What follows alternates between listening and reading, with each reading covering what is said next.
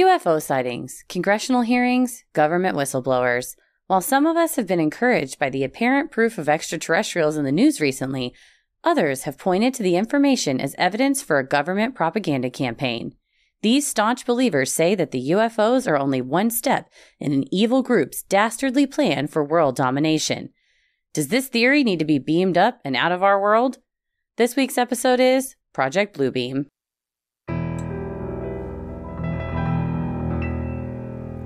A bump in the night, your heart fills with dread.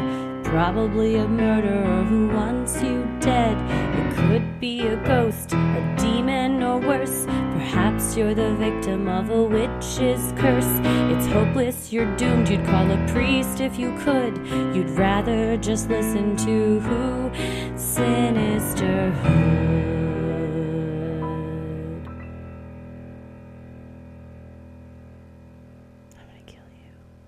Well, one person's good news is someone else's conspiracy theory every time. It's like, we found aliens. Really? Are they? Are they holograms that the government's putting into space? Damn it.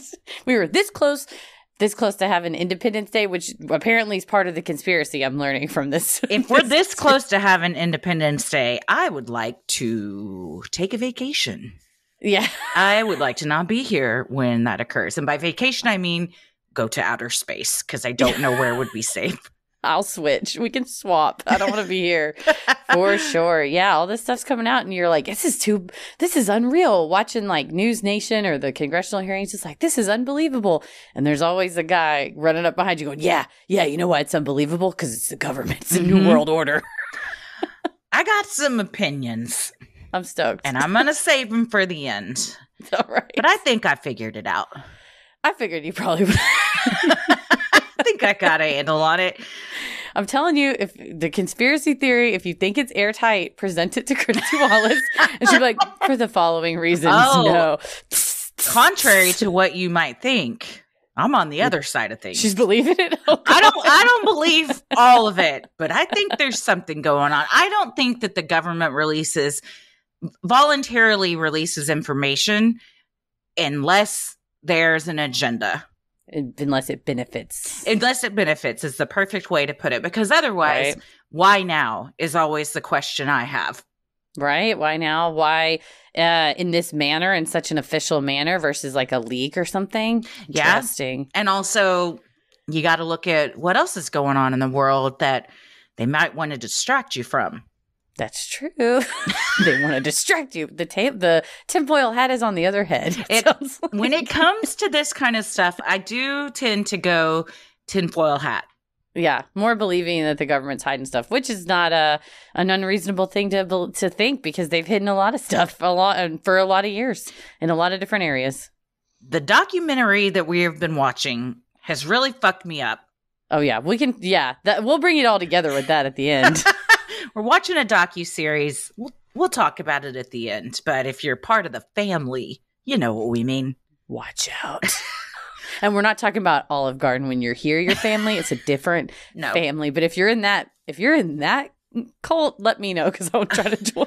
Or we're not talking about Mama's family. But if you're in that cult, I would also like to join. They're like, get out of here. Get in my... Such a good show. Currently love Mama's Family. Like, I loved watching that growing up. I bet you can download it to like your phone or something, watch on the plane. Oh. Everyone's watching like recent movies and shows. It's like, that woman watching Mama's Family? The woman in 12C will not stop laughing so loud, and she's shaking my chair. She spilled my soda all over me because she laughs so Real hard. Story.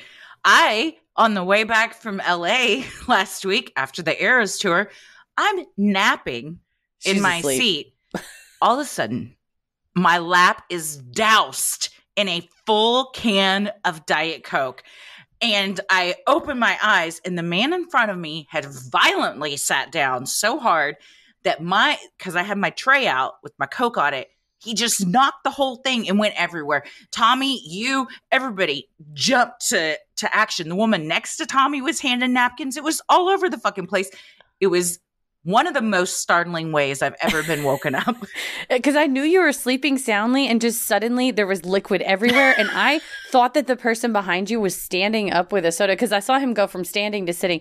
But he plopped with such a force that I jumped up and just did a beeline to the bathroom and just grabbed his... So clutch was that move. Just like head down, straight to the back, like, excuse me, please, pardon me, excuse me. It was like in the event of an emergency. It didn't hurt that we're in the exit row. I'm like, there's an emergency in the exit row. I got to get back. They're like, ma'am, what? My best friend she's doused in Diet Coke. It's all over her bag. She's drenched. You don't know what it's like up there. Oh, man. So just a PSA. Didn't even notice all the commotion behind him. Never once turned around to see what he had done. For $1 million, can you guess what book you read? And if you saw it, you can't guess. I did not see it, but I feel like based on him and his partner that was there, I'm going to say it was something to do with history or the life and times of George R.R. Martin. Or isn't that his name? Yes. Or like Lord of the Rings, Behind the Curtain. It had to have been something like gaming related or just, something kind of, in that realm. Am I wrong or am I right? It was, in fact, the year 2000 or 2001's House of Leaves, which we recently discussed. With the twisty Had I known that, I would have struck up a conversation with him because I have always wanted to read that book. Tommy said it's, I think, the scariest book he's read. My brother's also read it, but it is like, that's a choice to take that book on a plane because it comes with a lot of shit you got to keep inside. Maybe he was like, I can't even understand this fucking chapter, and then sits down. So really it's House of Leaves' fault that destroyed you. Isn't it though? Well, who amongst us hasn't gotten soaking wet because of House of Leaves on an airplane? You're just one of many. This is the second time I have been asleep on a plane and woken up because liquid has fallen all over me. I did it to myself the first time when I fell asleep and my head hit my tray and tomato juice went everywhere. It was tomato juice. You were juiced by your own hand. But this time it was you were an innocent. Well, speaking of flights, by the time you all hear this, today is Wednesday, August 16th. If you're listening to it in real time, we will be on the very last leg of our tour and we will have flown and made our way to Columbus, Ohio. So if you're listening August 16th and you're in Columbus or in the region, get there and let's have a party tonight at the Funny Bone. And tomorrow night, August 17th, we're going to be in Pittsburgh at the City Winery. So get on down. Get on down to the Getting Down store. That is Tommy Lee Brown original that he's said for probably the duration of our relationship. Before. He made that up probably before I even came around. It's so good. We'll get on down to the Getting Down store the 16th and the 17th. We got laughs, jokes, conspiracies, moons, and a corn skull we'll let you touch if you're good. Yeah, if you're good. You get to touch the skulls if you're real good. You could touch my veggie skulls. Go to sinisterhood.com/live shows. And we'll see you on the road. Maybe the road to rapture. Is it coming? Da, da, da. This is all kind of tied into, moon stuff, UFOs, space. Shit in the sky. Shit in the sky. Just shit in Project the sky. Bluebeam. Shit in the sky.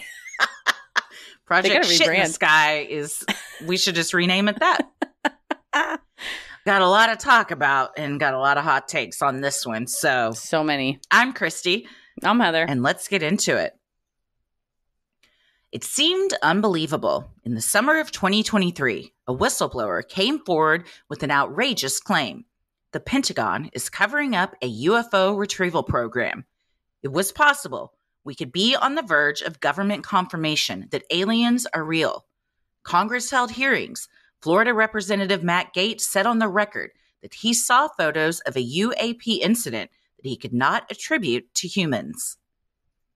Seemingly overnight, elected officials, reputable news organizations, and everyday social media users were discussing extraterrestrial and UFO incidents with a sincerity and gravity like never before. For longtime believers in the phenomenon, it seemed promising. Finally, they hoped, we would all receive confirmation of what they have suspected all along. We are not alone in the universe. However, some folks on TikTok, Facebook, and other web forums warned that the sudden official government acknowledgement of creatures and spaceships from outer space were part of a plot by the New World Order to take over the world. And that's when it's always the New World Order and never the wrestling New World Order. It's the cabal New World Order. I think from watching The Family. Yes. Which is, if you have not seen it, I know a lot of our patrons, I've seen them post about how just jaw-dropping it is. It's unbelievable. The amount of times I have paused what we are watching to ask Tommy and Heather, is this for real? Like, do people believe this? To the point that when we watched another episode last night, Tommy beforehand said, if you stop this again to ask if this is real, I'm walking out of the house. God damn, I'll just sit here in silence. But it is so unbelievable to think that evangelical Christianity is basically what all of our government is founded on to this day. 50s to present. Yes. Yeah, like they started infiltrating a little bit after World War II and have made it kind of a mission to do that, to it's tentacles. Essentially, they said they want to have it in a prayer breakfast in DC, in every country, in every state. I mean, have that type of power. And they're in the ears of every major politician. They decide who is going to be elected. It's all planned. There's a mastermind behind all of it, which leads me to my declaration that the New World Order is evangelical Christianity. And it is. And when as we get into what does it mean when the conspiracy theorist says it, spoiler alert, Jews, they mean anti-Semitic, very terrible things, which there's not any evidence for that. Whereas like with The Family, that's why you kept being like, is this real? How are there recordings of this? Or there's documents going back and forth. There's meetings, people speaking on the record. There's such a wealth of evidence that it is being run by a secret cabal of evangelical Christians versus this kind of lie that's been perpetuated for the past about 100 years that like, oh, they're controlling the media, they're controlling money, kind of these anti-Semitic tropes. Really, that's come true in about the last 50 years, but it's not the Jewish people that are doing it. It is evangelical Christians, certainly. In that very hard, extreme, we're using religion as a weapon in politics. Weaponizing God, weaponizing religion. They do control the media and politics and everything. They're just what they're accusing people of is what they're doing. And I think it's a disinformation campaign to say, well, it's the Jewish people, when you know good and goddamn well it's not. It's yourself. Right. But under their beliefs, like Tommy kept saying to me, was they think they are doing what they're supposed to do. And that's how they justify everything that they do. You say I'm ordained by God to be successful. That's why I'm rich. I'm rich not because of generational wealth or privilege or what. I am rich because God wanted me to be, and you're poor because God didn't want you to have money. And he sorry. Yeah. It's just divination. Like God said so. And with that, you absolve yourself of all accountability. For real. In 1994, Serge Monast published the book Project Bluebeam. Monast was a Canadian investigative journalist, poet, and essayist, according to his official biography. He has also been called a conspiracy theorist for his propagation of several unsubstantiated theories like Project Bluebeam. Biography in his book states that just a year after publication, Monast said he was being hunted by the police and authorities for involvement in networks of prohibited information. Monast, who founded the International Free Press Agency in the early 90s, claimed in his book, NASA, with the help of the United Nations, is attempting to implement a New Age religion with the Antichrist at its head and start a new world order via a technologically simulated second coming of Christ. I really like that if you can't find a publisher for your book, you just create your own, and he did. It's a free press agency. You're like, well, you don't want to publish it? That's fine. I'll just make my own printing press, and I can publish whatever I want. And that he did. In the 90s, you didn't have just like the Amazon Kindle Direct Publishing where kind of anybody could upload anything to it. So he was like, I am officially like published as an author. And you're like, this book doesn't have any citations in it. It's also 16 pages, I believe. It's like razor thin. You ordered it thinking you were going to get like a book, and then it came, and it's more like a zine. It's very small. Project Bluebeam is a zine. It is, though. It is. The amount of stuff that's been extrapolated from such little substance it's mind-boggling. Well, and people think that Project Bluebeam came from like the Philadelphia experiment, which we discuss in episode 88 of our episodes of the Montauk Project. So it's kind of like all of this stuff was leading up to this, with examples of in politics, you know, people coming out and speaking like, the government knows that there's alien life and stuff out there. And then suddenly that person doesn't work for the government anymore. Or suddenly that person just disappears. We don't hear from them. Or they're maybe like a former blank, you know, a former naval officer, a former FBI agent, and then they go out on a speaking tour and you see them, you know, talk about extraterrestrials, and then their reputation kind of falls. And it's like, well, were they lying, or is it a disinformation campaign? Because, you know, they wasn't time for the information of the aliens to come out yet. I guess not. Sinisterhood will be right back. Well, I know in the summertime, I got my sandals on a lot. Sometimes I have my slides on a lot, showing off my tootsies.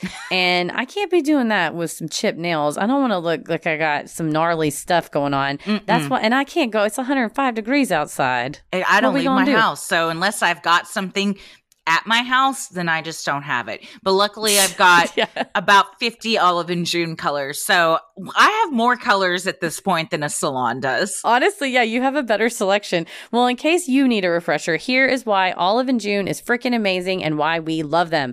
With the Olive and June Mani system, you can treat yourself to beautiful nails all year long. And the polish lasts 7+ days.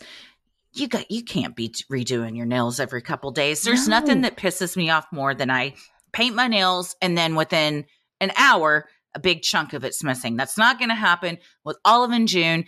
And the Mani system is the ultimate secret behind salon perfect nails at home. Everything comes in the box that you need. There's no guessing of what to do. There's no messy nails, no salon price tag. And it comes in a nice little box. So everything's very organized. You can just keep it in your cabinet all together.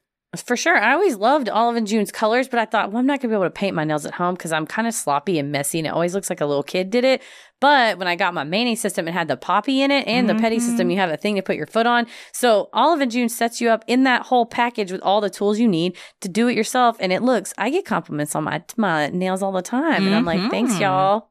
We also suggest that you get the Olive and June Mani system with the 6 polishes because it breaks down to just $2 per mani. You can spend up to $35 for one gel manicure.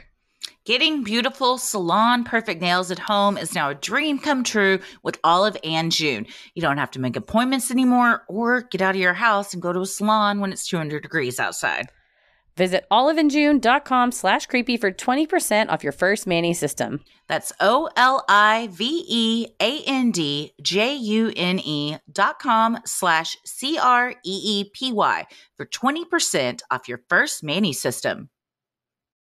Manast broke down Project Bluebeam into 4 distinct steps. Step 1 involves engineered earthquakes and hoax discoveries. Manast wrote that this will include reevaluation of all archaeological knowledge, artificial earthquakes, new so-called discoveries, etc.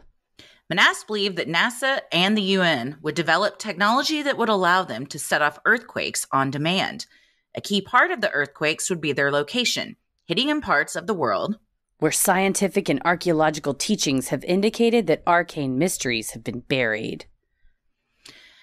That's quite a little toy you got if you can just push a button and an earthquake goes off on the other side of the world.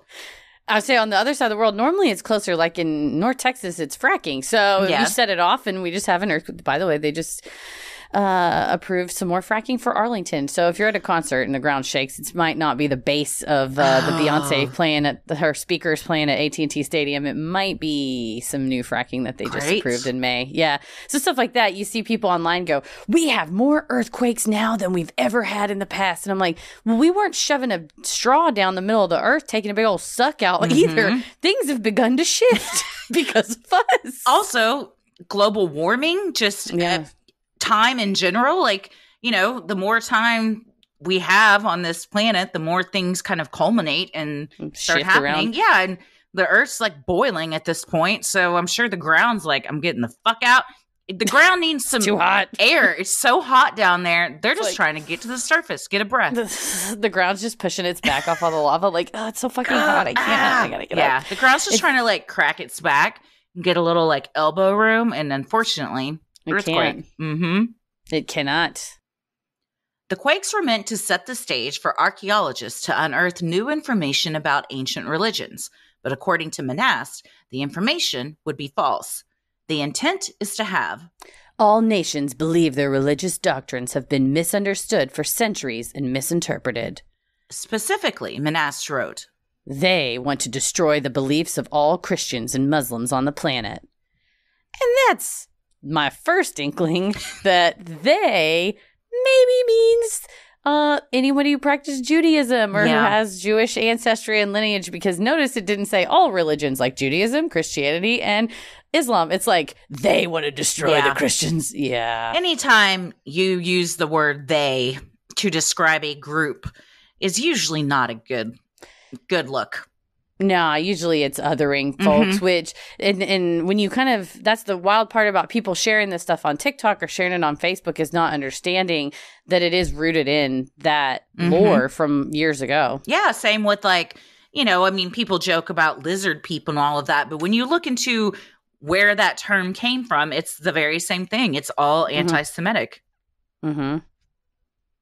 Manast believed that the NWO was already working on indoctrination via the TV series Star Trek and the films 2001, A Space Odyssey, and Independence Day, because all of these deal with invasions from space and the coming together of all nations to repel the invaders. Well, Kubrick is mentioned in our Full Moon Energy Tour That's as right. well, of being accused of helping to fake the moon landing. So perhaps he's involved with this as well. That's two birds with one stone. Because if you have the video equipment to fake the moon landing and then you use the same stuff to make indoctrination propaganda like 2001 A Space Odyssey, that's just efficiency. You know what? Some say he was efficient. Others say he was an abusive director. It's a monster. Step 2 is the big space show in the sky.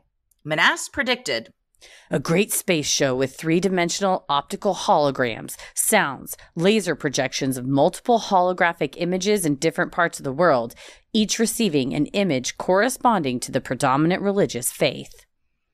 Upon seeing these religious figures in the sky, Manast predicted humanity will descend into chaos and hysteria. To calm the masses, a God voice will be projected via these satellites that will be speaking in all languages directly into the brains of everyone. Step 2 also is where Manast called out who is behind this, writing, Soviets, the New World Order people, have developed electronic wavelengths for every person in society and will use them for mind control. Manast wrote, It is the basic teaching of the United Nations that no one owns his or her own personality.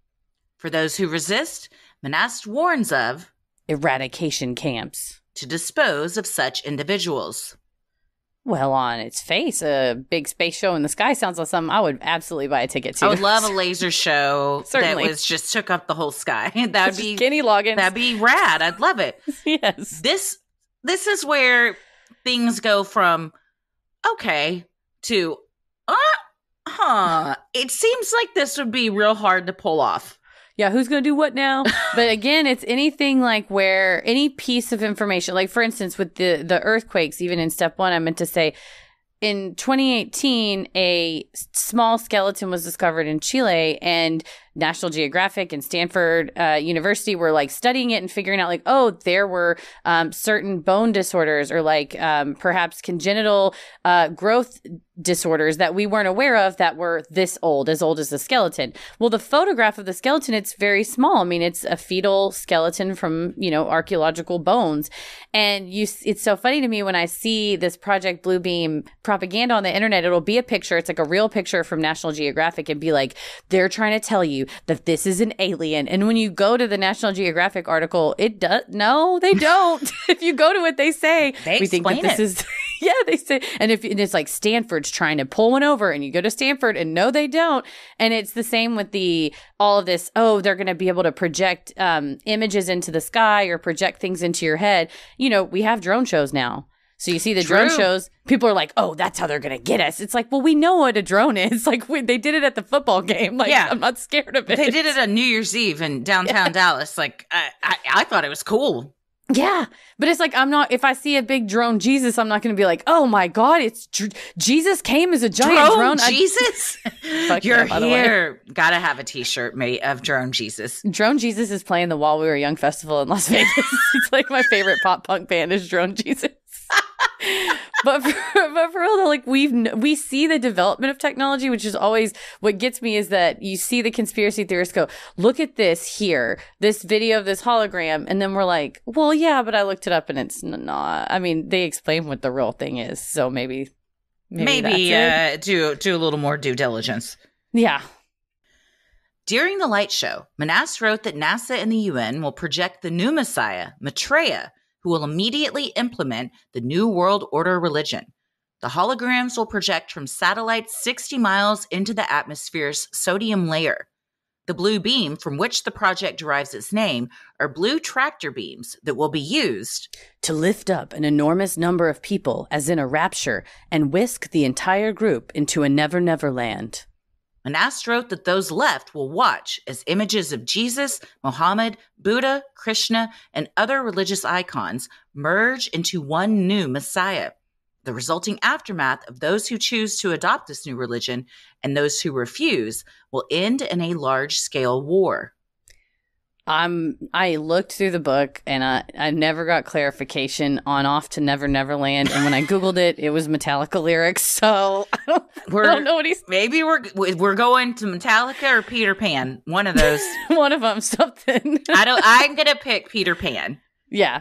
Metallica is more awesome and hardcore sounding, but Never Never Land would actually sound like kind of a nice place, except for the pirate chasing you around. I'd like to go hang out with Tinkerbell and the Lost Boys and just chill.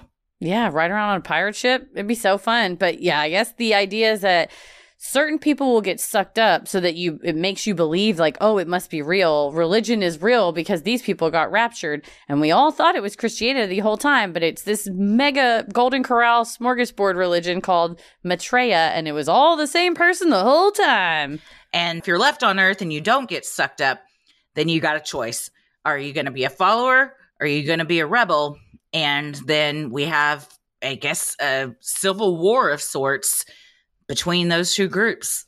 Pretty much. And I think it's interesting. You see in a lot of conspiracy theories, this one and QAnon, where you position yourself as the believer, you're positioning yourself as the fighter, as the rebel, the resistor. I'm what's standing up. To me, a lot of times it's ego driven, where it's like, I'm the hero in this story. Because if you're the educated, you're better than the masses, you're smarter than the masses, and you're tougher because you're going to be on the right side of things and fight this new fake messiah. So did Manasse believe this? Did he believe this and he thought he was going to be one to be raptured? I think the rapture is really just those people are kind of pawns. It's really, they're just being sucked up. Never Neverland, I think, is either maybe a way to say they were going to be killed or just put somewhere in a camp or something somewhere. But I think the idea is to say the religion was real. Now, you may have called me Jesus, they call me Buddha, and they call me Krishna, but I'm all the same thing, and I'm Maitreya, and watch me, the chosen ones get sucked up. And so some people get sucked up, but they're not really getting like raptured. They're just used as pawns to make this all seem more believable. But the government is the one sucking them up. The New World Order. The UN and NASA. They're best friends. What a team. Step 3 is telepathic electronic two-way communication. According to Manasse, this will be used for mind control, supported by propaganda in advertising, television, modern education, and various types of social pressure. Manasse warned, if people do not believe this kind of technology is possible or that it is science fiction, those people put themselves in great jeopardy because on the night when the new Messiah will be presented to the world, they will not be prepared. And I wonder if you're writing this in 1994, if you have any sort of inkling about the development of technology, some of this stuff is real. I mean, MIT and Google have come up with the alter ego thing, we'll talk about later, but there's certain ways to transmit ideas or to see using fMRI data. You can read someone's mind based on the neurological response. So in the 1990s, if you told somebody that was possible, it's such a leap from 1994 to present to be like, oh my God, they could do what? And just imagine now to 2050 what they're going to be able to do. It's going to blow our minds. I think about that often. Right? It's crazy. This flying car is throwing me, dude. I want one, but I don't. But I do. But I don't. I don't want it, but I want one. Yeah. Somebody else is going to have to drive. Well, but see, then it's like, I don't even want to walk outside because what if a car just falls out of the sky onto my head? Yeah, you can't get out of the way fast enough. Gravity's real fast. You don't even know it's coming until it's too late. Too late. The fourth and final step is universal supernatural manifestations via electronics. Manasse wrote that the NWO will trick mankind to believe that a UFO invasion is coming, spreading high-frequency waves over the Earth in abundance, putting integrated chips on every individual. First, we will be made to believe extraterrestrials have arrived. Then, we will be told the rapture is imminent. This final step is a mixture of electronic and supernatural forces. The waves used at that time will allow supernatural forces to travel through optical fiber coaxial TV cables, electrical and phone lines in order to penetrate everyone at once through major appliances. Embedded chips will already be in place. He's like, everybody when this happens, everyone will have cable television and that's how the electricity will go through. And it's like, I have some bad news. Yeah, most people have gotten away from cable, Manasse. Are you going to come through my streaming service? Netflix? You coming through Netflix, Hulu, Vudu? Guess. Oh, man, maybe that's what's going on with your Netflix account. Guess what happened again today? It did not get hacked for a third time. Yeah, I canceled the whole thing. I said, cancel it. Delete. I don't care about my watch history. I'm mutually assured destruction for those of you who just tuning in. I have had my Netflix stolen 3 times in 3 weeks. Is it the same person again? I think so. Otherwise, how would they have known my email? I switched to a whole different email, but Paris's theory was that they were logged in somewhere else. I said I want to have a true crime documentary where I figure out who stole my Netflix, and then it can air on Netflix. That's my pitch. Netflix, if you're listening. They're listening. That's what it is. It's the fucking Serge Manasse is taking over my Netflix trying to brainwash me. I think Netflix is always listening, so maybe this time it'll help us out a little bit. If you're listening, maybe improve security and add 2-factor authentication and don't let people change your email just on a whim. That's my suggestion. Just an idea. It has been a bitch for you to deal with. I just wanted to download shows and watch them on the airplane. And I was like, come on. You were walking around the airport with your laptop open in one hand, pulling your suitcase with the other. I was in a live chat to the point where a man goes, "You're really playing with fire there." And yeah, he's like, "You're gonna drop that laptop," and I said, "Why don't you worry about yourself?" And 2 seconds later, someone ran up and said, "Sir, you left your boarding pass and your license at the counter. Here you go." And then he walked off and was like, "Oh, thanks." And I was like, "Worry about yourself, I will reiterate what I said. Mind your business." Because I was not in the way. I was also watching. I was just waiting for the person to write me back. I just couldn't close my laptop. Mm-hmm. You motherfuckers. Anyway, I digress. It's been stolen again. I think that something's coming through the wires, and the something is hackers. I mean, I feel like there's a lot of stuff that's you can cherry pick from his things. These things sound a bit unhinged, but a lot of this has happened or is currently happening. Right? That's how it's easy to believe this because there are parts of it that are true or have come true since he wrote this, certainly. Yeah. And so then it does seem like you're some sort of a prophet. Yeah. Nobody focuses on all the stuff that you said that didn't come true. It's like, well, he said this about aliens coming out in the news and look what's happening now. They're like, Nostradamus said that at this and this time and date that this plague will happen. And that was COVID. It's like, well, he also said a lot of other shit would happen that never did. And also, they don't really give dates. So eventually, I mean, you write something in 1994, in 2023, Well, good for you. It finally happened. I mean, it's not like it happened the next day from when your article ran out. I'm going to tell you all, eventually, we're not going to need phones because we're going to have a single wearable device that's integrated to everything. And it's like, yeah, I mean, eventually. Yeah, probably. Eventually we will. Mark my words, this year of 2023, I made the prediction. Sinisterhood will be right back.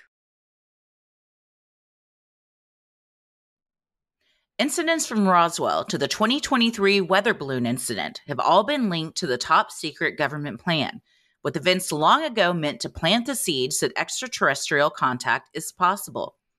Even Manast's own death became part of the lore. According to his book, he died of a heart attack in his home in December 1996 at age 51, the day after being arrested and spending a night in jail under very strange and suspicious conditions. Though on the very next page, it states he died at age 46. Yeah, that's when it was literally the next page. I was like, wait, what? Did no one check this? Nah, based on the typos, no one did check it. It's also an easy thing to figure out because you know his birthday and you know when he died. When somebody was born, yeah, for sure. In a video posted in May 2023, the conspiracy YouTuber Michael Sala interviewed former FBI agent John DeSouza about Project Bluebeam. Sala asked whether, given the timing of Manast's death just a year or so after publication of the book, it would be safe to assume that Manast was taken out by the CIA using a heart attack-inducing weapon. DeSouza replied, whenever you have bad actors involved, in their interest in something that's going on, like the book that was written by Serge Manast, then you should always assume they had something to do with it until it was proven otherwise, because their interest in this is too heavy to ignore. It's just my favorite part. Is it without hesitation? He's like, yeah, they did it. For sure. He's like, unless they prove otherwise, you should assume that it was a conspiracy. Yeah, you should assume the CIA killed you unless it can be proven otherwise. Immediately. This was a 2-hour almost interview that I think I got about an hour into, and I was doing the envelopes on Patreon. I was like drawing the ghosts on the back of the envelopes during this, and I just kept looking up going, what did you just say? Because it's just, but this guy, John DeSouza, he used to be an FBI agent and now is on the conspiracy circuit. And then, of course, you find their social media and it's like a hop, skip, and a jump to, again, anti-Semitic conspiracies being shared or COVID, truther kind of conspiracies being shared. But it shouldn't surprise, everybody kind of wades into this pool, and the people that are interested in your Bluebeam stuff are kind of interested in some other stuff. And I wonder if you kind of go, okay, well, I subscribe to all of this because my audience does. Or if you really just believe that. But he claims to be the inspiration for season 1 of The X-Files. He claims that his FBI cases that he worked on as an agent, that he's the inspiration. I couldn't find anything except for him saying that and other people introducing him on interviews with him where clearly he's given them biographical talking points. Talking points. But if anybody knows anybody at X-Files, I'd be really curious to know if it really was Gillian Anderson or David Coveney. First of all, please, how have you not already told us that? Please put us in touch. Though Manast's book was published in 1994, the theory remained present in online conspiracy spaces, often being brought up in tandem with technological advances or world news events that seemed to play into its predictions. One of the biggest causes for resurgence was the COVID-19 pandemic. Manast warned that as part of Step 3 of the plan, the Antichrist would use the method of epidemics for establishing control over humans in the final phase. Manast also warned that the government would put integrated chips on every individual. When the vaccine for COVID-19 was made available, conspiracy theorists pointed to this push for inoculation as all part of the plan, either to further the spread of disease for greater control or implanting chips into human bodies. And that's the other thing is if, the assumption is that we're getting chipped like dogs, the needle would have to be a little bigger. Yeah. I'm trying to think if I've seen when they've chipped my dogs, what they use. It's the size of a grain of rice is what I'm told and what it looks like. The little chip is? I'm sure we have veterinarians and vet techs and folks but I would imagine that, Yeah, the chip never made sense to me. The chip in the vaccine, it's a hot take, I know, but it just didn't make sense to me.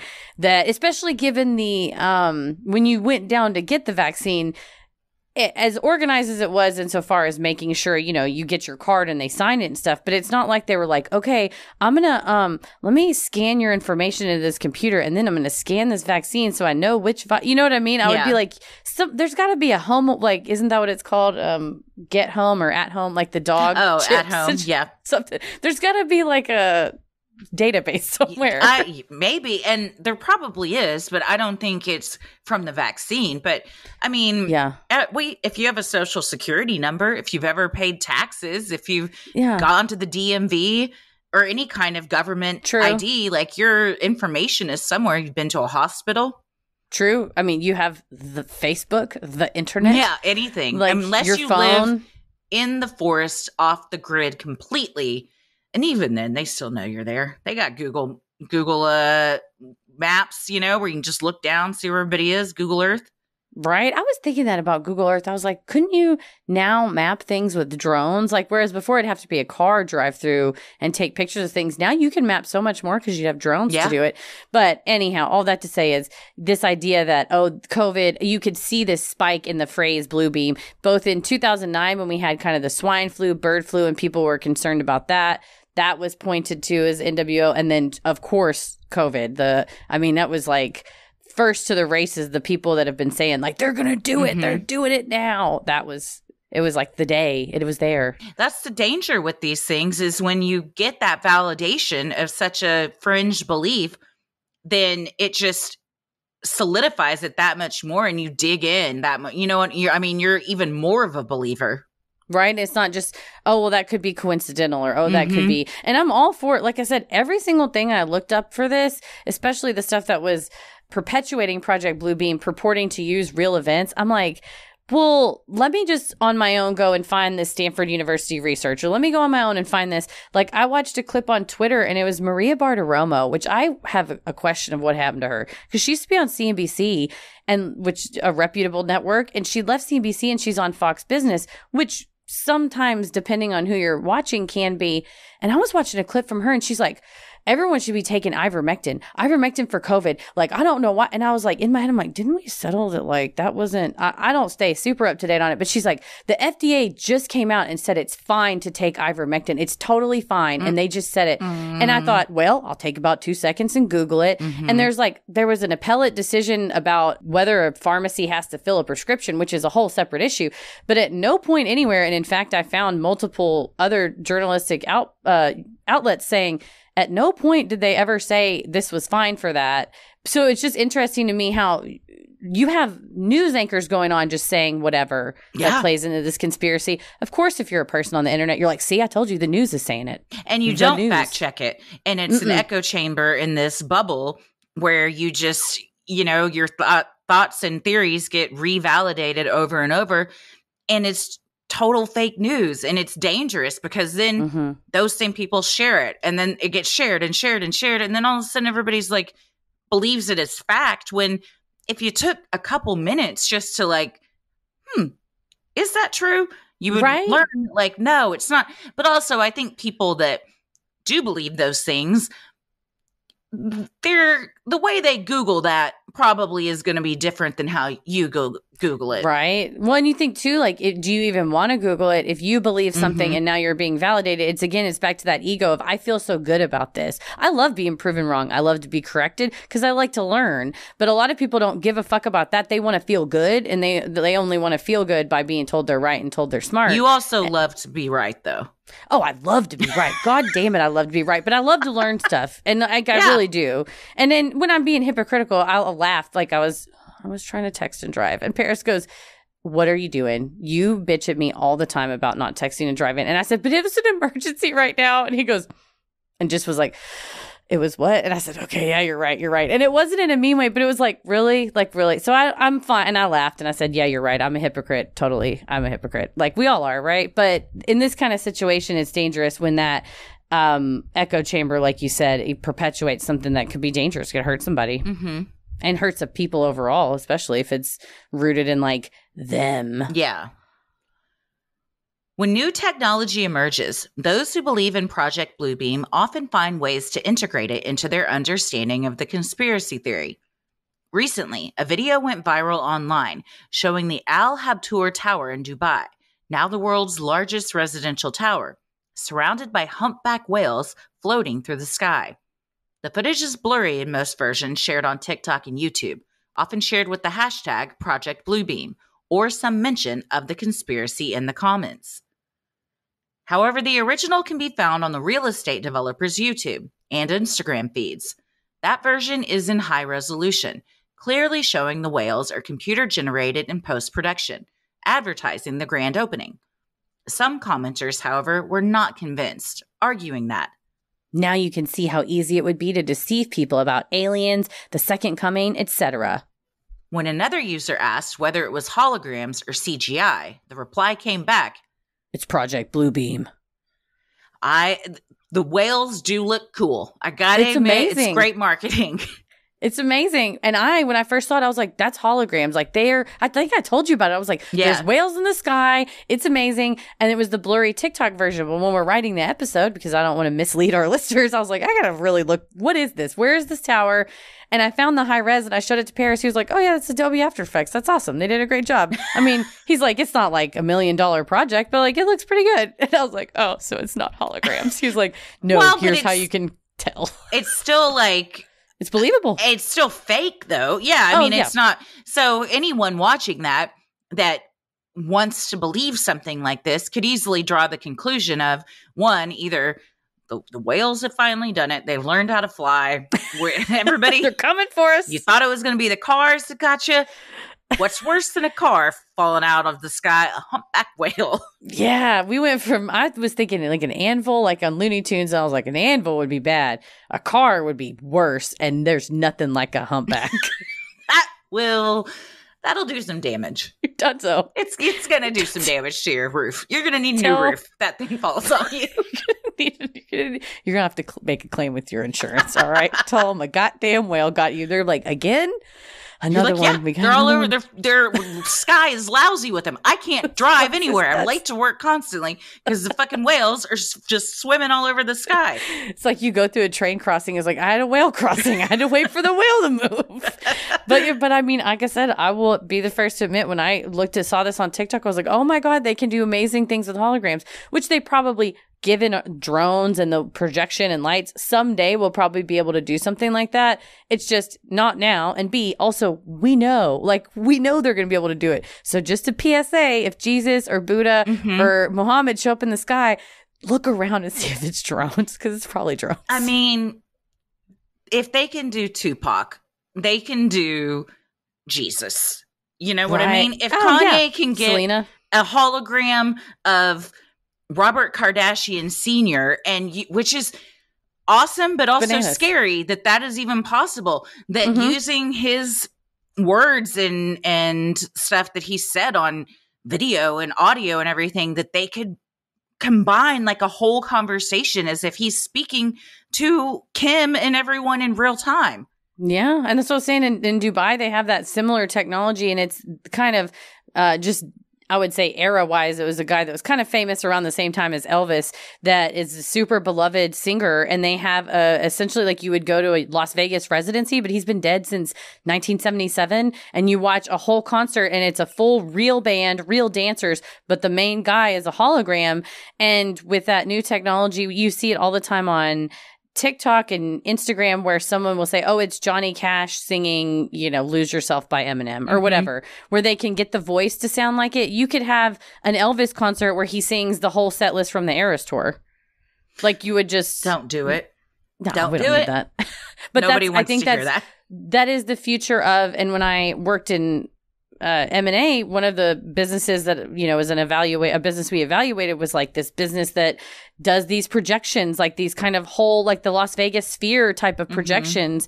And I remember doing due diligence and that the deal didn't end up going through and it was a whole thing. But just me reading about it, I was like, this is a goddamn game changer. Yeah. But they said basically you could feel like you were at the last Beatles concert or like a Rolling Stone, like a Queen concert. Which would be incredible. Yeah. You just have to remember, it ain't real. With good comes bad. right? If your favorite celebrity can sing any song you want, beware if a deity of your choice is saying anything that you think you might want. Mm-hmm. Yeah. Sinisterhood will be right back. Along with recent congressional footage, archive footage has gone viral in connection with the theory. A clip of Ronald Reagan being used as evidence of the plot shows him saying, I occasionally think how quickly our differences worldwide would vanish if we were facing an alien threat from outside this world. I didn't work as hard on Ronald Reagan as I did on Stephen King. I don't think you ever had to do him before, and that's not what I don't know what I was expecting. I'm the Gipper. That's how I always think of him as like, oh, Yeah. he sounds like Bob Dylan. I'm veering into Bob Dylan. He has a very nasally kind of tense sound to him. He's always seems tensed up. I think da-da-da-da. Yeah. Yeah, a little closed mouth.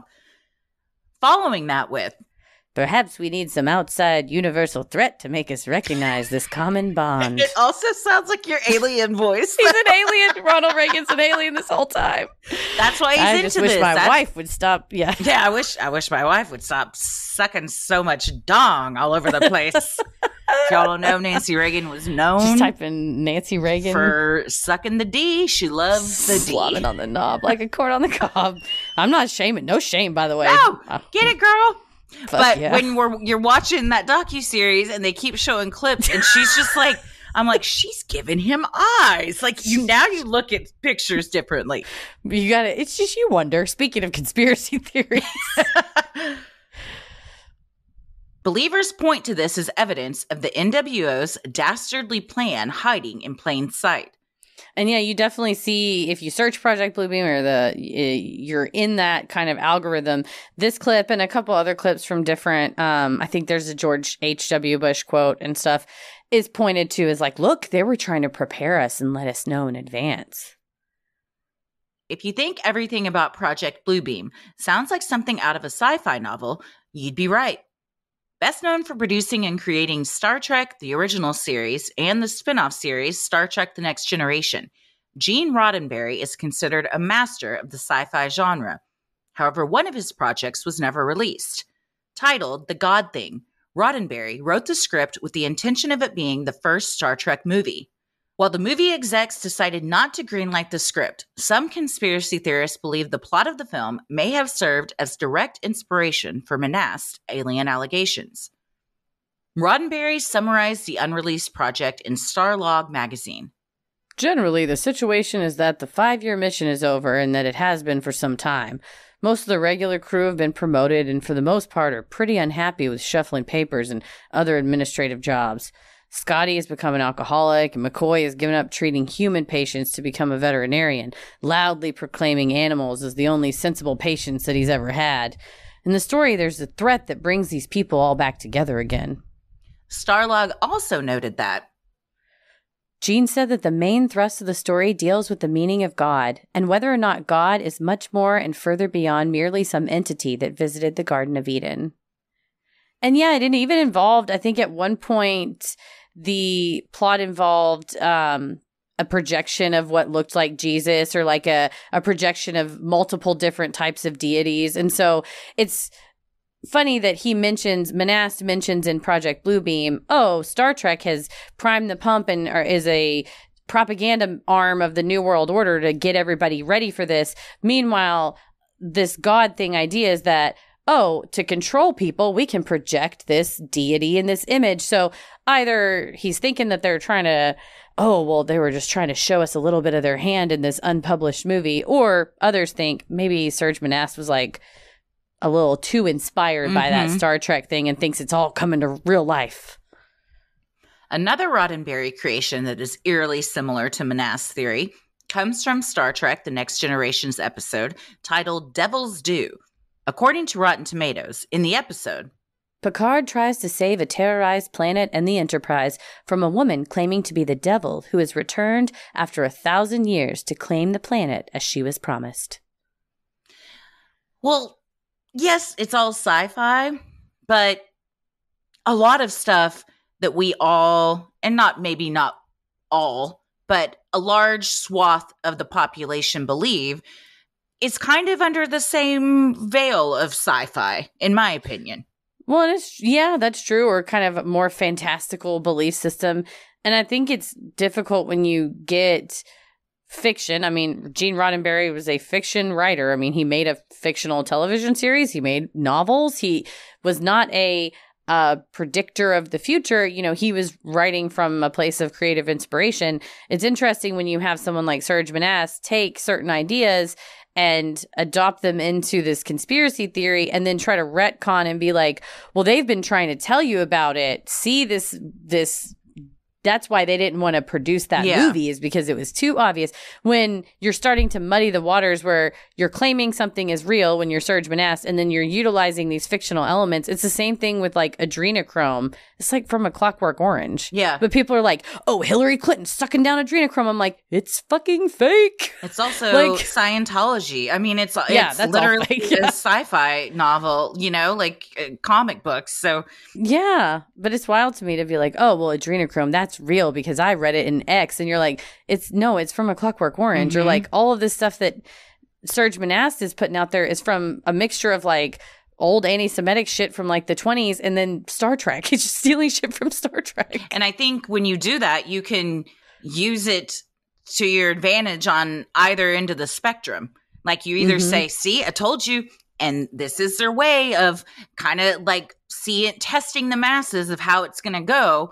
Or you're like, well, I was right all along. Look what they did now. They're hiding in plain sight this whole time. And it's like, yeah, that's a really great way to hedge your bets. One of the major dangers of New World Order conspiracies is their perpetuation of long-standing anti-Semitic sentiments. Manasse and others who peddle the New World Order conspiracy often cite to the Protocols of the Elders of Zion, a piece that the Holocaust Encyclopedia calls the most notorious and widely distributed anti-Semitic publication of modern times. Written and distributed in Russia in the early 1900s, the 24-chapter document serves to blame Jews for all of humanity's ills. Though the piece was exposed as a work of fiction 2 decades after its publication, for over 100 years, conspiracy theorists have clung to the clandestine operations included in the protocols. The document is cited as evidence of a so-called cabal of rich and powerful people hell-bent on controlling all of humanity. And it inspired people like Tex Mars, who sadly is from Texas, and we do not claim him despite his name, who created this book that I ended up getting a copy of before I knew what it was, called the Codex Magica. And in it it's actually quite funny, but it's funny on the one hand, but extremely, extremely sad on the other hand, because there's pictures of like Martin Short and Stephen King that are like regular ass publicity photos. And they're like, look how their hands are positioned. They are showing you the devil in their hands. That's why, because they're a part of the satanic cabal with the New World Order. And you know who they really are, the New World Order. And really now the internet is like a digital version of that book. But in the past, it was just a book. And now it's a bunch of people sharing like Kim Kardashian and is part of Lady this Gaga, satanic Beyonce. Whatever. Yeah, Lady Gaga was in this interview and she put her hand up over her left eye. So that must mean that she's in the Illuminati. Like, or she couldn't see the teleprompter or whatever else she's supposed to be looking at, or the light was in her eye. It's always funny. It's the extreme. It's like that FBI agent who was like, well, until they prove it wasn't a satanic symbol, you should always assume everything Lady Gaga does is from the devil. Yeah. And it's like, well, Chromatica fucking rocked. So hail Satan. I don't know. Fucking rocks. Part of what makes this theory believable is its creator's mention of real-world technology.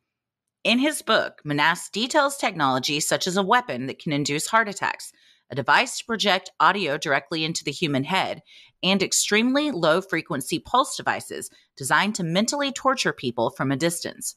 While these may sound like the work of James Bond or Mission Impossible, they're very real and very possible. Footage from a 1975 congressional hearing confirms the CIA did have a heart attack gun back then, though it worked via a dissolvable poison dart. And that's the stuff that's out there. It's not like, well, they have a heart attack gun you've never even heard of. It's like there's a congressional hearing where they talk about how it works. I think everyone in the CIA, upon getting admitted, is handed a heart attack gun.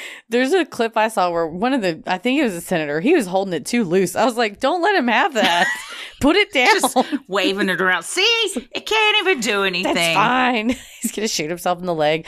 But yeah, so it's like you say that of like, well, Serge Manasse he had a heart attack allegedly, but it was probably the CIA. It's like, well, it could have been. I mean, it is weird. The day after you're arrested, you could also say the stress of being arrested on an already perhaps weak heart is what finally did it for him. Right? If you spend all your time like, there's the goddamn rapture's coming, you might be a little on edge. Your blood pressure's probably pretty high. Similarly, technology does exist that allows for mind reading and projecting sound into the human brain. At MIT, researchers have developed a device called Alter Ego. Their project website describes it as a non-invasive, wearable peripheral neural interface that allows humans to converse in natural language with machines, artificial intelligence assistants, services, and other people without any voice, without opening their mouth, and without externally observable movements, simply by articulating words internally. The device will be a huge leap in communication for people with diseases like ALS that rob them of their ability to communicate. However, the existence of the technology and its mention alongside the conspiracy plays into the belief that the secret project is all too real. And we have seen a development in technology with I think was at the World Economic Forum, and there's new technology that's similar to this, and it was tested in a school in China for a while, where it's bands that you can wear on your head that do monitor brain waves and can monitor attention, can monitor heart rate, can monitor, nerves or sleepiness or whatever. But they're external things that the technology is not like an itty bitty tiny microchip. And it may be in 20 to 50 years. Maybe it is. I don't know. But right now it looks like you've got like a headband, a thick ass headband on. I imagine there's some external factors that they don't know about yet that can affect what the readings may be. Yeah, true. That too. And it's like, it's all sort of being tested. But anytime this news comes out, you'll see it shared. And it's like, it's another piece of Project Bluebeam, another piece of the puzzle's falling into place. It's a piece of something. Right? I don't know if it's Project Bluebeam, but, I think China's got their finger on the pulse of technology. Oh, yeah. There's a PBS Frontline I would recommend everybody to watch that's about the development of AI and the rapid expansion of AI technology, specifically in China, because a few years ago, they just made a declaration. We're going to invest so much money and we want to catch up to the U.S. I think it was by 2025 and surpass by 2030. And I mean, they're with everybody over there, you just like in certain places, you just pay with it's your face or your hand or whatever. And so we see some adoption of that technology at a slower pace in the United States. I think it's a great thing to stay on the cutting edge of technology as far as inform yourself, keep in mind, but maybe don't just immediately panic every time you see it and be like, this is how they're going to get us. Right. And also, I don't know that those people have a choice. Certainly, yeah. And I don't know that you get to vote and say, I don't really, no, thank you. It's like, well, we don't do debit cards anymore now. So it's if you want to groceries, you're forced into it. Right. Sinisterhood will be right back. So how can we tell the difference between a real conspiracy and a made-up conspiracy theory? Researchers at UCLA are working to understand just that. They used machine learning and data analysis of online conspiracies to unwrap what makes a conspiracy theory spread so quickly.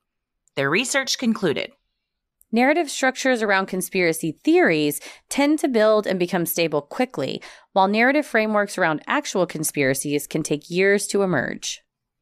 Oftentimes, conspiracy theories come from a single source of information. In the case of a conspiracy theory like Pizzagate, in which Hillary Clinton and powerful elites were accused of trafficking children, all information was derived from the 2016 email dump on WikiLeaks. Absent the information in those emails, UCLA found there would be no theory. However, for actual proven conspiracies, the opposite is true. They develop over longer periods of time with a variety of sources. The study used Bridgegate as an example, referring to a time when Chris Christie's political allies closed a public bridge because of a personal vendetta. That story was revealed over the course of 5 years and involved many different sources. I thought this was really interesting, and it seems elementary, but I didn't know it until I read this UCLA study that, yeah, you see, it's like Pizzagate came out of nowhere, and within like a month, it was, we have every answer, we know. And when you really try to tease back who knows what and from where, it all came back to an interpretation, not even like verbatim stuff in emails. It was how people online had painted and interpreted these emails versus a real thing where it's like, we think this bridge got closed and caused this huge thing, but we don't know how and why. And then you get, okay, we have an on the record interview here. We have public records here. Okay, we FOIA'd their emails here. Okay, now we can put it all together. Yeah, it takes 5 years. And somebody that wants that dopamine, like, oh my God, my conspiracy, they're going to be like, that's boring. I don't care about that because there's too many moving parts and there's too much to it. I want the story. The well, immediate then go watch Star Trek. It's also that immediate gratification. Nobody wants to wait 5 years to find out if they were right or not, you know? No. But those are when there's truth to it and you can believe it. And you're like, oh, yeah, we have an actual email saying, hey, this guy fucked up my meatball sub. I want the bridge closed so he can't get by. Right. And then it's like, all right, well, I guess he really did do it. This guy, I got beef with Chris Christie because he spells his last name like my name. And it's the worst thing that's ever happened in my name. Even though we would all love to hear President Christie, but only in regards to you. Yes. We wouldn't want to hear it just because if it was him. But no, I agree too, is like that instant gratification. And also too, being able to participate, that if Bridgegate's getting uncovered by journalists, I think people have now gotten, if you're getting the information you don't necessarily want to hear from journalists, you're like, the mainstream media doesn't know what it's talking about. And you might be more excited about Pizzagate, where it's a bunch of people on 4chan getting together, sharing what they think this email means, maybe. And if you go, I think it means this, and you have a bunch of anonymous commenters going, yeah, you're right. I didn't even notice that. You're so great. Then suddenly that's going to be a well that you're going to go back to and go back to. It's also, I mean, fun for a lot of people. It's certainly thrilling. It's exciting. Hobby. Yeah. And I mean, Chris Christie having a bridge closed versus Hillary Clinton is trafficking children and it's all happening in the basement of this pizza place. I mean, that's a huge, like, sensational story that's everybody's going to be interested in. A bridge, it's kind of it pales in comparison. Oh, certainly. And it's always juicier in the conspiracy theory versus like, this is a conspiracy that happened. Or, if we're worried about, there's a sex crime going on and it's this Hillary Clinton's getting the adrenochrome and da-da-da versus like Harvey Weinstein. There was a lot of sex crimes going on for sure. And it took Ronan Farrow, it took journalists, it took victims, survivors coming forward and getting their story straight, getting it all together. And that's when you say, we have uncovered a massive conspiracy, not Serge Manasse is going wild at his typewriter because he watched a documentary about Star Trek movie that never got made. And too, with things like Weinstein, that took so long to finally come to light. And sadly, when things do take that long, yes, they're more credible, but at the same time, so many more people get hurt because he's out there able to do it. Things like this, where it is just this flash in the pan, like, this is the thing that's happening this week. Isn't this totally crazy?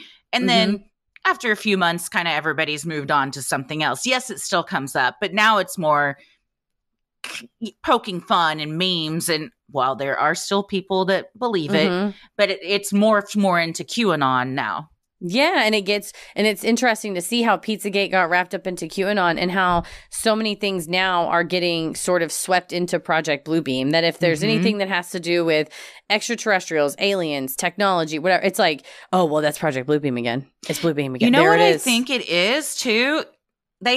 People have all of these fringe beliefs, and whatever current conspiracy theory can validate those is kind of where they start to lean to. So Pizzagate, you're like, oh yeah, well, we knew, and then it's like, well, of course she's dishonest with her emails. We all remember what Pizzagate, how she's, trafficking these children and stuff.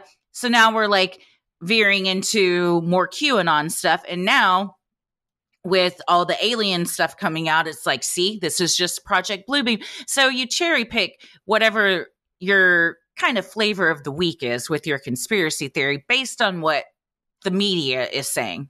Yeah, and you see real news, and again, running to a corner of the internet and being able to go, hey, this Stanford University said they found this skeleton, and you have people who are willing to say, well, they want you to think it's an alien, but it's really all part of Project Bluebeam. Mm-hmm. And again, you start to pull a thread, and then you feel really excited, and you go, oh my God, I knew they were hiding something. Mm-hmm. So you're already predisposed to believing it. Yeah, it's a dangerous thing if you don't take a step back and say, I'm going to look this up myself, which I have full respect for. If you want to look at something and go, like, I love a video on TikTok that might be a conspiracy, but what do? I pause it, and then I go and really look it up. And then I go to the comments and see a bunch of people going, this is right, I knew it. And I'm like, oh no, do I need to duet this and be like, hey, this is fake? Just have some news, guys. It's fake. Don't come at me. I don't have my skin is not thick enough to duet anything on TikTok. Right. That's why after we covered that on Patreon, that person that was given such abhorrent legal news, I thought, I think I'm going to start duetting bad legal and financial advice on here. And then I thought, I don't want to get cyberbullied. I don't know. I've recently read so much about cyberbullying too that it's not for me. And by that, I mean duetting on TikTok, not cyberbullying. Cyberbullying's for no one on the end of the bullying. Yeah, don't do that. Though online adherents have found ways to draw on data from other sources, the single origin for the Project Blue Book theory is Serge Manass's razor-thin publication from 1994, which cites no other sources and only makes vague references to incidents that may be part of the plan. And, we're willing to take a look and go, is this a conspiracy or a conspiracy theory? And it fits the criteria for the latter. Well, that's a nice segue into, so what do we think? Well, I want to know what you think. I'm ready. Lay it on me. Well, I kind of talked about it throughout, and maybe it's what I was just saying others do, but I think cherry picking perhaps certain things of this conspiracy theory along with the family that we're watching, I really think that there is a core group of people that are in charge of influencing those that then make decisions for a country or a state or a nation, whatever it might be. And when you get down to it, like the family docuseries is showing, if you trace it all back, like it's all traced back to religion. Yeah. Or like we watched God Forbid. Mm-hmm. Talking about Jerry Falwell Jr. Yes, yeah. And helping Trump to the White House. Yeah. Oh, yeah. And so, when you have people that have such, like evangelicals have very fringe beliefs as well, and then they're in the ear of all of the people, and by all of the people, I mean all of the old white men that are making decisions for everybody, you see that it's the same decisions made time after time, and it is getting worse. Like our rights have been stripped from us more in the past 2 years as women than in my whole life. So where we should be making advancements, we're not. And when you watch something like The Family and you're like, oh, it's because everything is we think we have control. We think we have some semblance of control in voting and stuff like that. But do we? Have these decisions already been made long before a vote is even, put to the public? And why I might sound like a tinfoil hatter as well, I think there's something to be said for that. I think these decisions are decided by people that are not us. And I think we're given a vote to make it look like we've got control, but I think that they want us to think that we have control, but we are being controlled. And I don't think you're too far off. And especially given, like you said, watching The Family, and it isn't one single source. If we're comparing a conspiracy to a conspiracy theory, it is multiple sources, eyewitness, and just watching every political party represented up there, that it's not just Ronald Reagan and HW, and then it's Clinton, and then it's W, and then it's sides Obama. Of the aisle. Yeah. And then they talk about how when they have these houses that they live in together with representatives and senators living together, or they have these meetings, these prayer meetings on Thursday mornings that, it's anybody from any side. And you're right, there's some sort of wheeling and dealing going on. And they sort of say, well, we're there for the prayer, we're not there for politics. And somebody else goes, well, yeah, I mean, you say that. Yeah, of course you do. I mean, you say a lot of stuff. You say a lot of things when you're glad handing, or, you make a connection. And then now you've met that person at the prayer breakfast that's a leader of a foreign country. And now you've got an in with them. And so you can call and do some. So it's, for business favors or whatever you might want. I feel like they weaponize religion as a way to control the masses. And it seems like this is just kind of another way of doing that. Yeah, I think so. Well, Project Bluebeam, to bring it back to what we're talking about, I think obviously the Protocols of the Elders of Zion, it's made up anti-Semitic literature, period, full stop. Anything that talks about the New World Order that's built off of that, I would encourage you or someone you love, if you're into a conspiracy like that, take a minute, because it's anti-Semitic propaganda, and you might not want to be perpetuating that. People you love, and just as a good human, you probably don't want to do that. But can I jump in before I forget to say this? Go. That in and of itself goes back to what I was just saying. Like, who has founded this country? Christians. So then if that's who's in the ear of everybody, it's no wonder that like the Islam religion and Judaism and everything is thought of as less than, and they're othered, because those people are not the ones at the prayer breakfast that are wheeling and dealing with all of these congressmen. And yeah, you're right. I think when you see it, not just your everyday average practitioner of Christianity who follows the word of Jesus and does good works in their life, but when you see someone bastardizing the language, when you see folks there's a pastor that was just did an interview, and it was on TikTok actually, but he had just done an interview saying, preaching sometimes saying the words of Christ. Someone came up to me afterwards and said, you're pushing a lot of liberal talking points in here. And he said, that was literally the Sermon on the Mount. That was Jesus.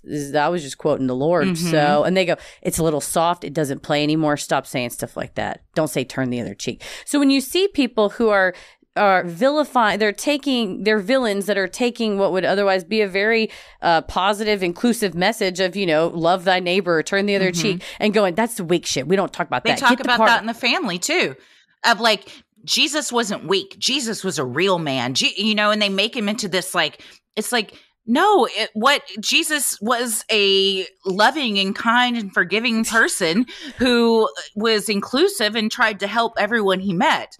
But they bastardize it into something that, just goes back to the patriarchy of, like, honestly, men having to be these strong men that never cry. And yeah, it's just, me want war. Yes, me want war. Me want fight. It's all rooted in evangelical Christianity and patriarchy. Yes, and that's what it is. I think that's what that specific stripe of Christianity is, a white supremacist and patriarchal notion of it, and just dialing it down to like PragerU that's now in Florida schools, them saying like, women, girls, you need to make sure that you take care of the home. Girls, don't say, don't be dirty. Don't eat junk food, girls. Oh, well, fuck off. All of that. Like, honestly, I was watching that video going, oh my God. But for real, so when you ask like, who is in charge, really, we want it to be people who are serving us as a populace. And to bring it back to today, and how does this relate to the family and all this conspiracy stuff? When people want to say, oh, the government's trying to trick us, they're trying to perpetuate a fake pandemic, or they're trying to make it look like a fake alien invasion, I think what we're hearing is the masses crying out for accountability. Because it feels like, at least for me, politicians in a lot of cases, in the media, like I said, I was watching Maria Bartiromo, who used to be a reasonable reporter, saying literally a lie on the TV, and I was like, what? So I think we're all looking for some semblance of footing. Like, we don't know what's true anymore. We've had this erosion of truth over the last 2 years. And what can we stand behind and what can we believe? And I think it's like with any cult, because you run into cult-like behaviors with people that subscribe so deeply to a political or conspiracy ideology, and you should say, I don't serve a single master. I don't serve a single leader. I don't serve a single party. I serve equity and justice and truth, and what's fair and what's good for the goose is good for the gander. And I think that's what hopefully we're seeing now with like some of the indictments with former President Trump, but then also a special counsel being appointed to investigate Hunter Biden. You don't want one side or the other. Right.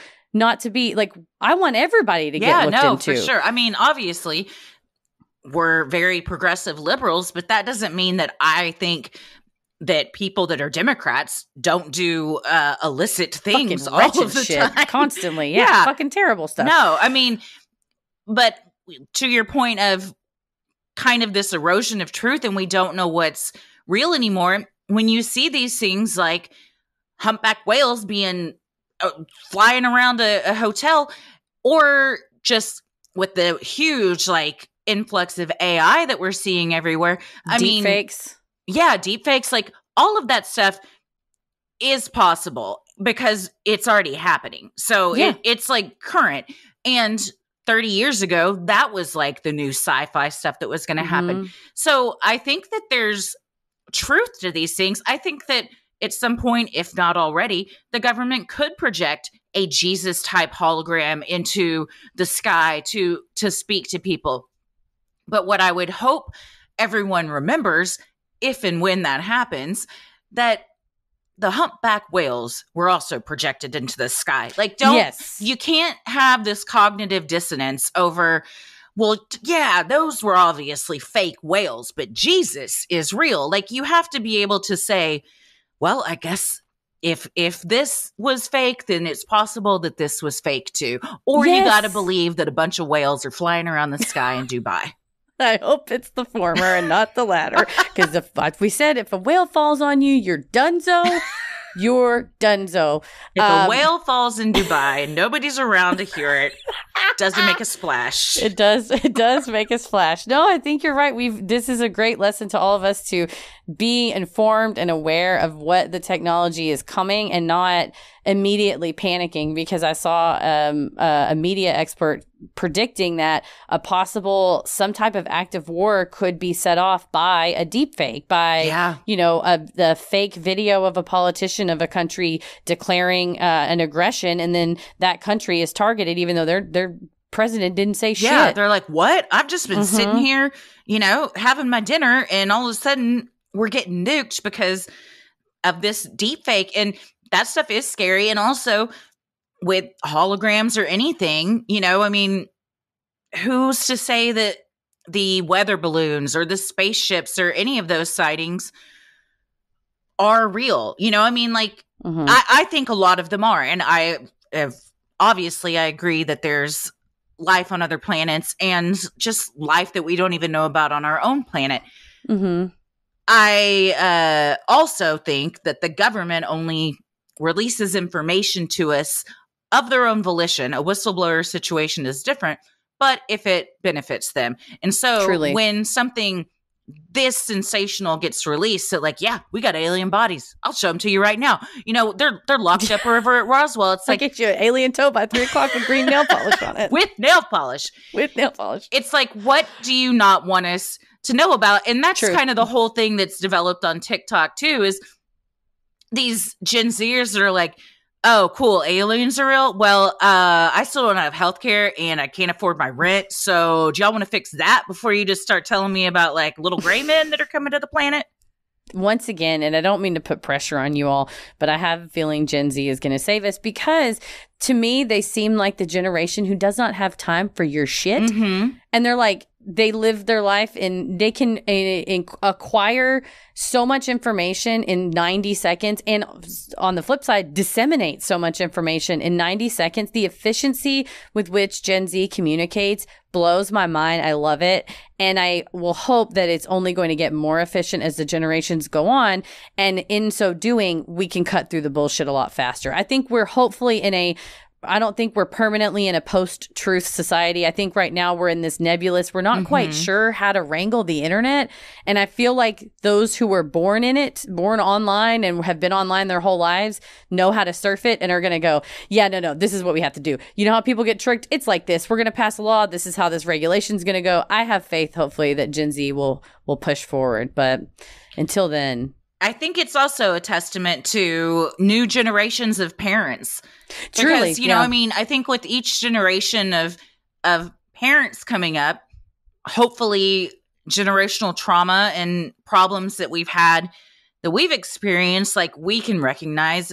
And I mean, I know that's what me and all my friends are trying to do, and like not pass it down to our own kids. And it's super hard, but the more that we have more woke generations coming up that are then going to raise kids, like the kids of Gen Zers are going to be a totally different kid than the kids of baby boomers. Exactly. Are going to react to things differently and process information differently and learn differently. No, and hopefully for all of us, like invent things differently that our lives, I imagine, are going to improve in a myriad of ways because of kids of Ella and Simon's generation I think they're alpha. Yeah, well, either fuck yeah, alpha go on, or beta. Alpha. I ain't no alpha. I bow down to the Gen Zs and the alphas. Like, I'm just ready. I have so many older adults in my life that are like my friends, and that we can exchange, like, if they're in their 80s, I'm like, what was it like back then? And learning from me and like exchanging information. And I love that. And I'm like, oh my gosh, I'm going to be a 90-year-old or 110-year-old someday that's like, now what is this hologram you're telling me? But this all just made me think of Men in Black. And it's like one of my favorite quotes from Tommy Lee Jones when he says, a person is smart. People are dumb, panicky, dangerous animals, and you know it. 1,500 years ago, everybody knew the Earth was the center of the universe. 500 years ago, everybody knew the Earth was flat. And 15 minutes ago, you knew that humans were alone on this planet. Imagine what you'll know tomorrow. And it's like, don't be the panicky, dumb animals. Be a person that's smart. And what you'll know tomorrow, it's a new information, and you can be responsive to the information. Let's try not to be reactive to the information. Very well put. Yes. And for Monast and all the other Project Bluebeamers, there's some stuff that says you're on the right path, but I personally am not looking forward to a rapture that ends in a civil war. So that part, I hope, does not come true. If the blue light comes, I'm going to be like, I'm off to Neverland, and just go out there like, take me. I'm just going to dive right up my window and fly my ass on over to the Lost Boys Island.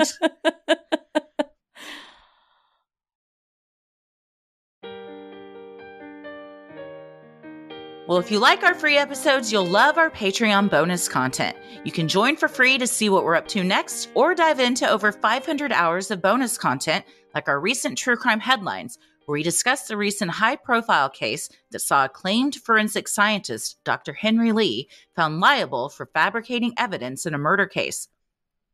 We also break down the timeline surrounding Carly Russell's falsified claims that she was kidnapped and assaulted. And for recent patrons, thank you so much for supporting the show, and make sure you stick around after our sign-offs to hear your shout-out.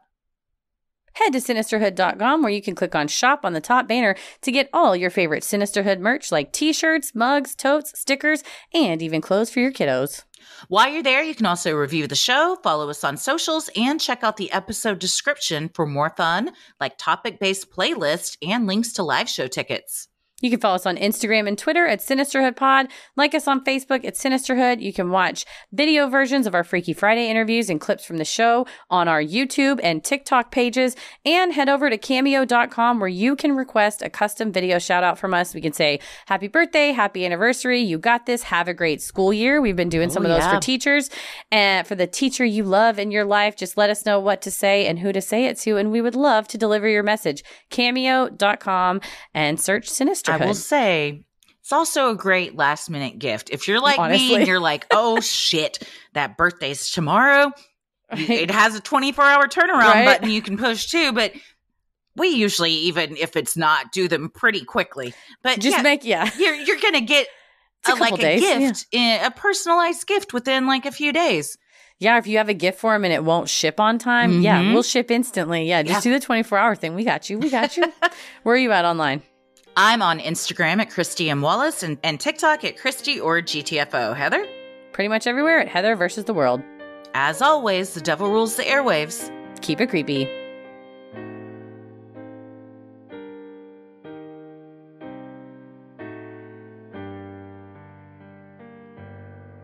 Hey, everybody. Thank you so much for supporting the show. Here are your special Patreon shout-outs. Amy. Lynn. Austin Mickey. Jenna. Shelby Strockbine. Maria Lynn. Amanda Gutierrez. And Rachel McGinnis. Thank you so much for supporting the show. We could not do this without you. We hope we pronounce your names correctly. We love you so much. Stay safe, stay healthy, and keep it creepy. Mwahaha.